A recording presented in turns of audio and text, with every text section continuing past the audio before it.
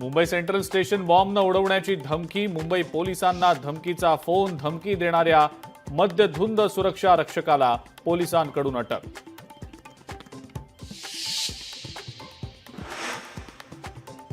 भारताला हिंदू पाकिस्तान बनवण्याचा प्रयत्न, हिंदूंची जमीन वाचवू शकत नाही, मुस्लिमांची काय वाचवणार? राज्यसभेत संजय राऊतांचा केंद्र सरकारवर हल्लाबोल. अयोध्येत 13,000 कोटींचा घोटाळा, खासदार संजय राऊतांचा केंद्र सरकारवर गंभीर आरोप.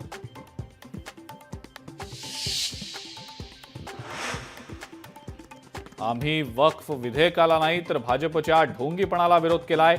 उद्धव ठाकरेंचं स्पष्टीकरण, भाजपला हिंदुत्वाचा कळवळा असेल तर झेंड्यातला हिरवा रंग काढण्याचंही दिलं आव्हान. माझ्या बाबतीतही धनंजय मुंडेंसारखा कट होता, पण मला आधीच माहिती आणि पुरावे मिळाल्यानं मी वाचलो. मंत्री जयकुमार गोरेंचं खळबळजनक वक्तव्य. पुण्यामध्ये जुळ्या मुलांना जन्म दिल्यानंतर महिलेचा मृत्यू, दीनानाथ हॉस्पिटल प्रशासनाकडून 10 लाखांची मागणी, रुग्णालयाच्या हलगर्जीपणामुळे मृत्यू झाल्याचा कुटुंबियांचा आरोप.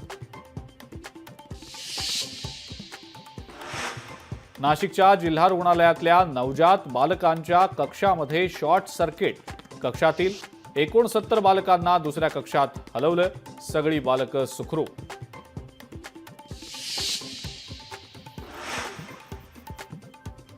राज्यामध्ये पुढचे 5 दिवस अवकाळी पावसासह गारपिटीची शक्यता, हवामान विभागाचा इशारा, शेतकऱ्यांची चिंता वाढली.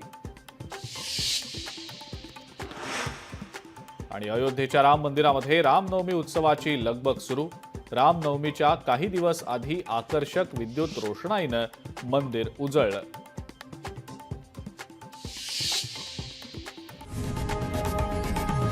लोकशाही मराठी ऐका, पहा, जागरूक रहा.